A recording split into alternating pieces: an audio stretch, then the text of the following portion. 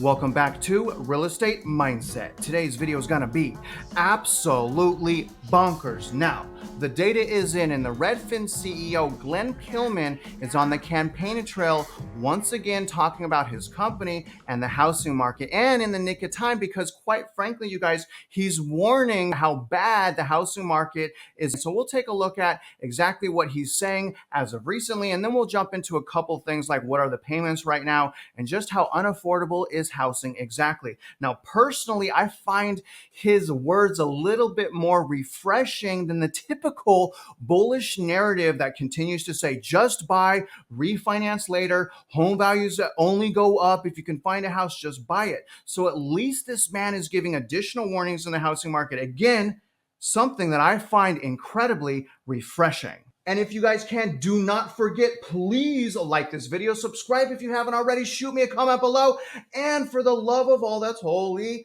share this video. And also understand I'm not a financial advisor, even though my bio is as a 2-decade loan officer, 1 decade realtor, half a decade CE instructor for real estate in Texas. So if you have questions about real estate, shoot me an email. Even though I don't sell or represent people, more specifically, what I want to do, you guys, is get into commercial financing and commercial real estate. So if you have questions about commercial financing or commercial real estate, I am responding to my emails finally, so shoot me an email. But either way, you guys, from the bottom of my heart, I really hope you enjoy this video, and I hope it provides you guys additional awareness on what the heck is going on in the housing market. Enjoy. Right to Redfin CEO Glenn Kelman. We're talking about the housing market. You know what, Glenn? We've been talking a lot this week, have we not? Listen, how would you describe the state of the housing? It's me again. How would you describe the state of the market? We've talked about high interest rates above 7%. That's a real killer. Is inventory improving because the tight inventory has pushed prices up? I mean, where do we stand right now? If you believe some of the data, it's a bit grim. We're absolutely gridlocked. So rates are at 7.37%. That's an uptick from 6.9. It's dealt a real psychological blow to buyers, I think, but it's also made people more reluctant to list their home because they don't want to give up that 3% mortgage. And so the sellers are not selling, the buyers are not buying, prices are holding up because inventory is still very low. So sales volume is going to be extremely low through the second half of 2023 and probably into the beginning of 2024. There's no end in sight for interest rates. He's right. So long as we don't have a total catastrophe or a black swan, which we probably will, interest rates are just going to get higher and the demand is just going to get lower, which will cause inventory to soar up just like last year, and it will cause prices to decline. We already see that in new construction. It's as clear as day. Literally, if you want to see the housing market crashing right now, look at the stats and data for new construction. But regardless, he hit some really good points because the number one factor right now in changing the housing market is unaffordability. And when we look at Redfin's home buying housing payments, we can see that we're actually somehow up year over year. And again, we started quantitative tightening last year. So last year it was up like crazy, but now it's even crazier, up at 17.6% increase year over year, putting the average mortgage payment, y'all, at $2,602. This is before unemployment. This is before recession. This is before student loans start. And I want to point out the blue line right under my picture. You guys can see the arrow. That blue line, you guys, represents 2021. The average mortgage payment back then was about $1,600. Mortgage payments right now are $1,000 more per month. Outrageous. And I also want to point out that Redfin has not put out their Thursday housing market update. So I'm wondering what's really going on right now in the housing market.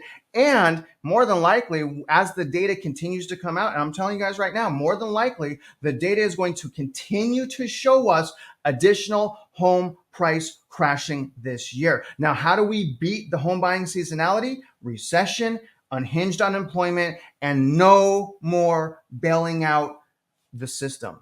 It needs to bust. Let's go back into the video. Yeah, I mean, that's a bit depressing, isn't it? Especially for first-time home buyers who are already facing high rents. It's very difficult to get that down payment, right? It is. So you're just going to see overall lower household formation. That is the challenge, that people don't have a place to rent. They don't have a place to buy. Normally, what limits rent increases is the landlord worries that mortgage payments are going to be so attractive, people are going to move out and buy their own place. But now homes are just at record low levels of affordability. Prices are up, interest rates are up. That comes together to make it very difficult for Gen Z to be able to buy a home. And so what we're going through instead is a lot of people just living in mom and dad's basement or shacking up with roommates for longer than normally would. And I'll tell you guys, there's nothing wrong going back home if you can to improve your purchasing power. I did that myself back in 2009 when I lost everything. I moved in with my family. And while I was there, obviously I was fighting depression because I lost everything. And I can't put that into words enough. I mean, it was, you guys, I look back at my life and my, my young adult life, it was so bad, man. I am so blessed right now with the awareness and basically where I'm at right now. And I don't want you guys to go through that, to crawl yourself out of the gutter like I had to do. It's not cool, you guys. It's not okay. It's not something that's necessary. In fact, it's not necessary at all. But I understand people's obsession with home buying. And the reality is, you guys, things are so unaffordable right now. I did a workup on what it would take to purchase the average home in America. And you need to be making, on average, to purchase the average home in America, $150,000 a year if we count average debt. And I'm not even counting a new car. I'm counting average debt for a used car. You got to make $150,000. And on top of that, $80,000 down. You guys, this isn't normal. It's not supposed to be like this. This is an illusion, in my opinion. And let me show you guys again just how unaffordable things really are. This is the national payment to income ratio on the left. We're sitting at 36.4% of median household income going to paying only principal and interest, not taxes and insurance. And this is above average credit with the 20% down payment. But really what I want to point out is just how unaffordable some of these places on the right are, starting with number 41 at Nashville. And you guys, I have recently found that Lennar, which is a new home builder, is slashing prices in Nashville. Probably a result is people can't afford it. But Nashville is sitting at 41 at a payment to income ratio whopping 40.6%. The number one most unaffordable metro area in the entire nation is Los Angeles, California, sitting at a shocking 68.9% payment to income ratio. So in California, I could tell you as a resident in Southern California, there were many houses, and not even big houses. I'm talking like 1,800 square feet houses with 2 or 3 families living there. And a lot of those families had to share a bedroom. But look at the number 2 most unaffordable, another California. At San Diego, 60.4, followed by San Jose at 58.4, and then San Francisco at 56.2%. Now, those top 4 most unaffordable areas are all in California. And I want to point out that each of those metro areas at some point in this year have been and are still on the year-over-year price decline list. The reason I bring that up is understand that they're losing equity and on the year-over-year price decline list in the face of almost no inventory. So I'm telling you guys that because the laws of supply and demand are complicated and complex, and it's more than just supply and demand because there's things manipulating and changing the market, such as the Federal Reserve. You know, and I would imagine another factor in this with regard to the low inventory, Glenn, is the fact that no one really wants to put the house on the market and give up that 2.9% mortgage and then be faced with over 7%, right? That's absolutely true. So the one reliable source of inventory has been the builders. Builders are really making good profits. They're putting homes on the market and they're buying down the interest rate for their buyers. So they're able to bring people into the showroom and close the deal. That is the bright spot in the housing market right now because the resale market is just as low as it could go in terms of sales volume. Yeah. And Glenn's not wrong. New home builders, which again are forced to sell regardless of the conditions of the market. So that's where the forced selling is going to come from. But here's my point. It's really important now more than ever to pay attention to new homes because approximately 1/3, over 30% of the total active listings in America right now are new homes. So it's fair to say that new homes and what happens there is going to lead the housing market. And quite frankly, you guys, existing homes right now, they can't even come close to competing with the incentives with new homes. Let me show you guys some of these buying incentives and price cuts that are going on right now by hopping onto Lennar's website. First, I want to show you one way that new construction is cornering the market. Essentially, you guys, people with great credit right now and a 20% down payment are getting interest rates at 7.5%.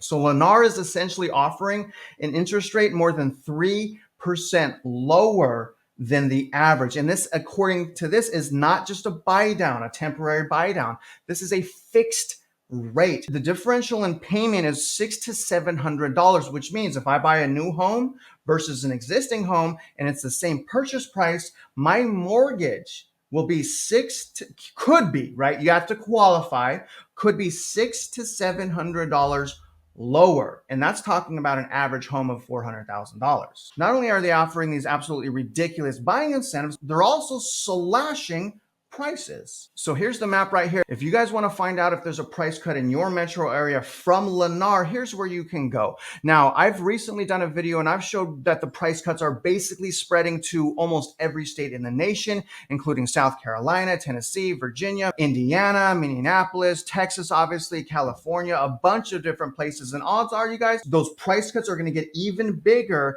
as the year goes on. But let me show you guys Texas, and let's look at Austin, because obviously Austin is leading the way. And I want to show you guys insane price cuts. Now, according to Lennar's website, there's 142 homes in Austin in 28 different communities. And starting with the first listing, you guys, I mean, Austin is in super bad shape. The first listing is over $200,000 price cut.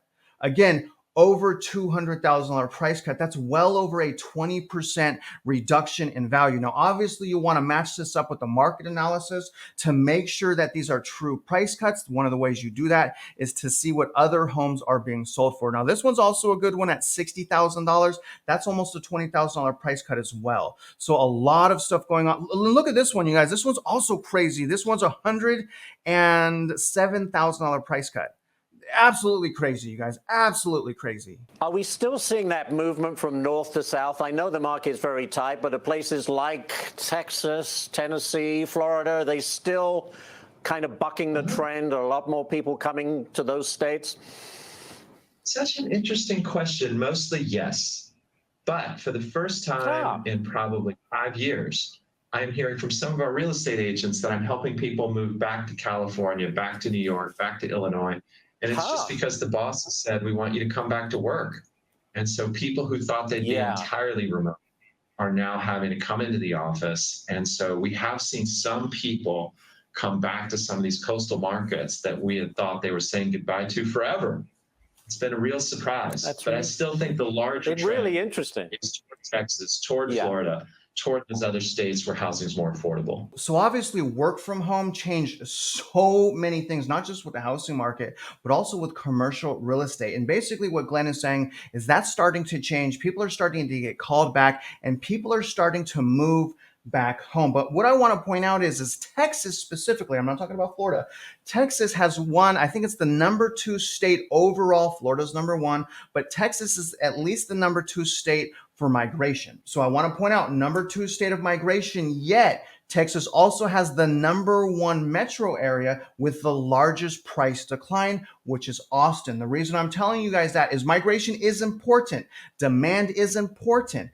But these price declines are not entirely a result of migration. What I've noticed specifically in Texas, the reason why Austin has declined more than San Antonio, Houston, and Dallas is because #1, the massive equity run-up literally broke all fundamentals, broke all principles, not sustainable. #2, the massive unaffordability. It's more unaffordable to live in Austin than any of the 4 main metro areas in Texas. So those are some of the things you also want to look at in your own local metro areas if you're interested to see how likely it is for prices to correct in your area. Affordable, and guess what? The taxes are a whole lot lower too. That's a big attraction. So that if they are going back, they're going back to higher taxes in many cases. So you think we're going to get out of this gridlock sometime, what, at the end of the first quarter of next year, possibly?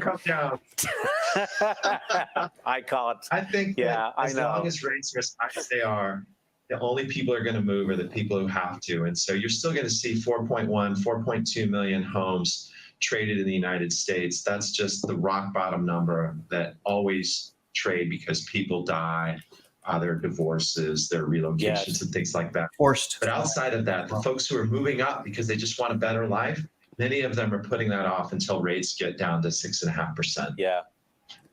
Everyone just has to hang tight. Glenn, thank you so much. Great to chat with you again today. And there's always so much to talk about in the housing market, even though it's tough now. Thanks so much. Have a great weekend. I find it really alarming that some of these guys have no idea when the Federal Reserve is going to cut rates again, when the Federal Reserve tells us like what they plan on doing. Plus, we have tools like CME FedWatch that tell us when the entire market, very smart people apparently, right? Tell us when they expect the Fed to cut rates. And right now, you guys, the market is expecting the Fed to cut rates around the end of Q2 of 2024. Let me kind of show you how that works if you want to follow along. If y'all watch my morning live videos, you're familiar with this is the Fed Watch tool. Now, this is basically signaling what is the Fed going to do next with interest rates. So I don't want to really look at this year. Basically, the market is not even pricing in a second rate hike this year, although let me move my picture. It is increasing. This is actually the most it's increased for November,